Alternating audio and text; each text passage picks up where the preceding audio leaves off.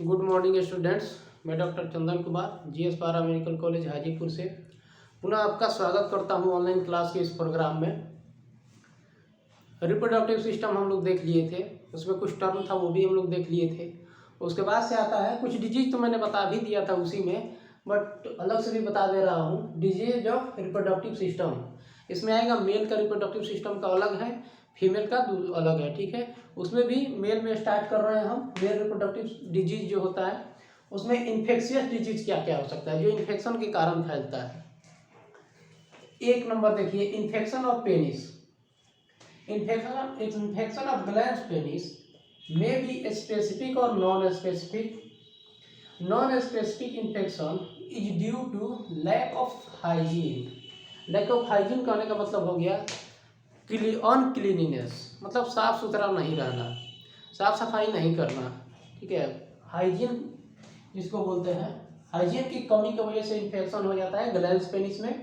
Gland penis जो होता है, मेल पेनिस का जो आगे वाला जो हिस्सा होता है, फ्रंट वाला जो बल्ब स्ट्रक्चर होता है, बल्ब लाइक स्ट्रक्चर होता है, उसको ग्लैंड पेनिस बोलते हैं। जस्ट उसके पीछे एक नेक स्ट्रक्चर होता है, नेक लाइक स्ट्रक्चर, गर्दन जैसे, उसको हम लोग बोलते हैं प्रीप्यूस। और वहाँ पे एक कवरिंग होता है जो स्किन का, उसको हम लोग बोलते हैं फोर स्किन। तो इसमें होता क्या है, इन्फेक्शन लग जाता है ग्लैंड पेनिस में due to lack of hygiene नहीं होने की वजह से, लीड टू फीमियोसिस, फीमियोसिस हो जाता है।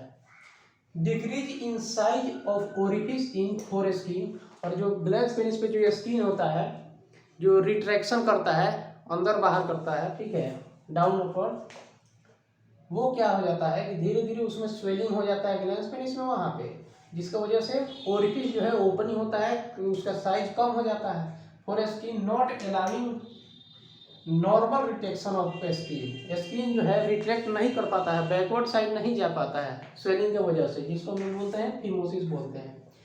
ये इन्फेक्शन है पेनिस का। दूसरा नंबर आता है इन्फेक्शन ऑफ यूरेथ्रा। जो ग्लैंड पेनिस में जो नली होता है, अंदर वाला जो यूरेथ्रल पार्ट होता है बीच का, जिसको बॉडी भी बोलते हैं, उसमें अगर इन्फेक्शन लगता है तो it is due to spread of infection from urinary bladder.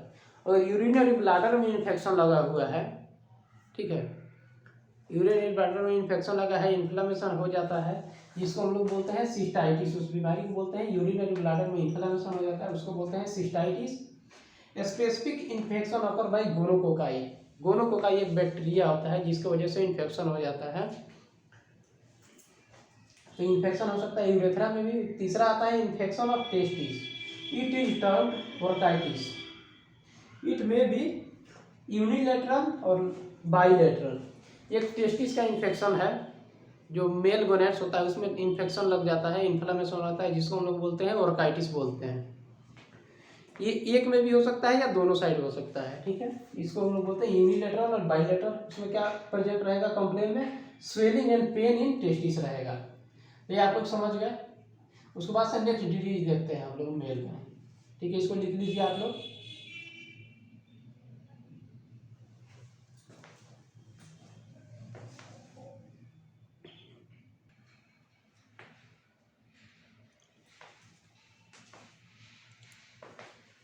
चलिए नेक्स्ट देखते हैं hydrocele. Hydrocele it is a swelling of scrotum. Scrotum मैंने पढ़ाया था मेल रिप्रोडक्टिव सिस्टम में, जो bag and sac like structure होता है जिसमें टेस्टिस सिक्वेस्टेड होता है। Scrotum due to collection of fluid in the tunica vaginalis. इसका जो लेयर होता था हाइड्रोसिल का, स्क्रोटम का, उसके लेयर में वाटर का एक्यूमुलेशन हो जाता है या फ्लूइड का कलेक्शन हो जाता है लेयर में।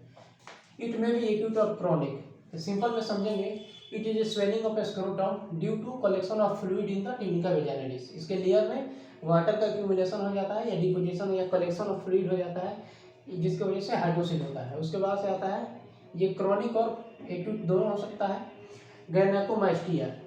It is proliferation of breast tissue in mail.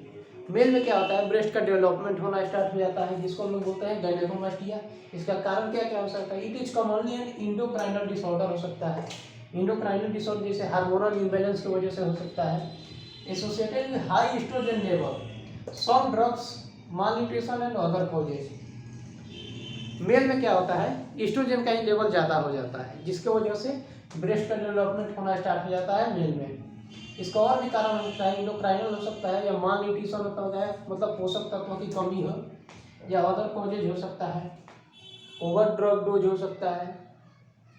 तीसरा आता है मेल स्टेरिलिटी, जिसको बोलते हैं बांझेपन। It may be an endocrine disorder due to decrease secretion of testosterone. Testosterone hormone का सिक्रीशन ही कम कर देगा अगर इंडोक्राइन, तो क्या होगा, मेल रिप्रोडक्टिव सिस्टम जो है अच्छे से डेवलप नहीं कर पाएंगे, और जब अच्छे से डेवलप नहीं कर पाएंगे तो स्पर्मेटोजेनेसिस या स्पर्म काउंट कम होगा, या फिर अच्छे से बनेगा ही नहीं। स्पर्मेटोजेनेसिस में भी सप्रेस्ड ड्यू टू रेडिएशन, या फिर स्पर्मेटोजेनेसिस अच्छे से नहीं हो पाए, क्यों, क्योंकि रेडिएशन की वजह से ड्रग ज़्यादा यूज हो गया हो, या अदर कॉज हो सकता है इसका। इसको आप लोग लिख लीजिए। इसके बाद से है फीमेल रिप्रोडक्टिव सिस्टम का डिजीजेज।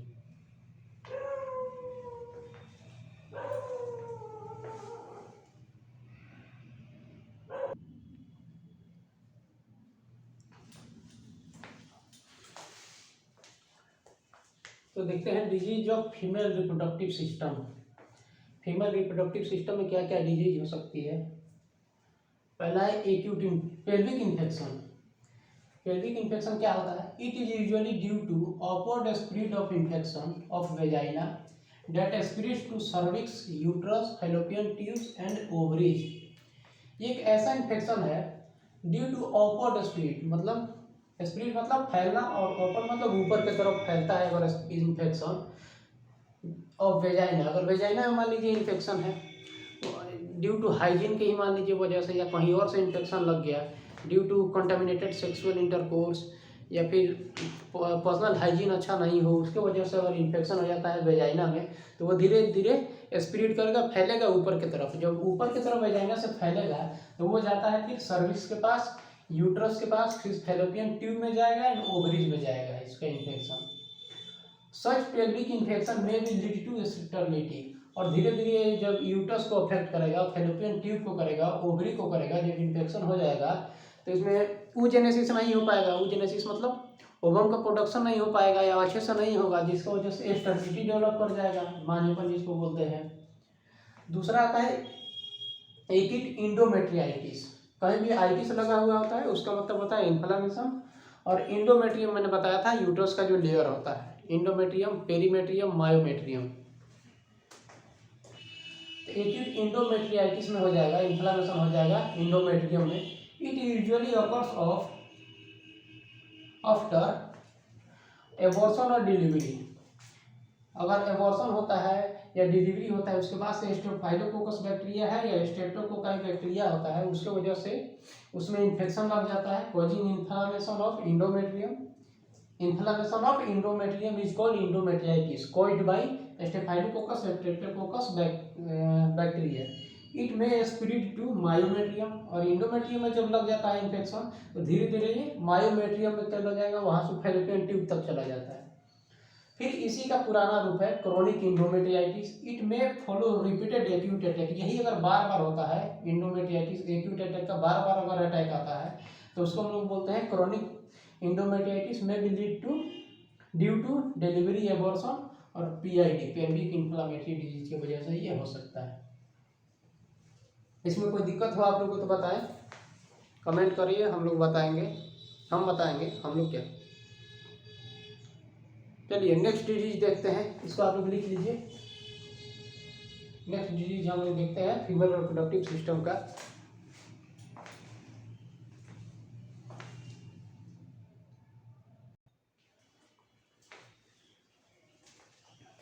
नेक्स्ट देखते हैं फाइब्रॉइड, ठीक है ना, लिख लीजिएगा इसको आप लोग।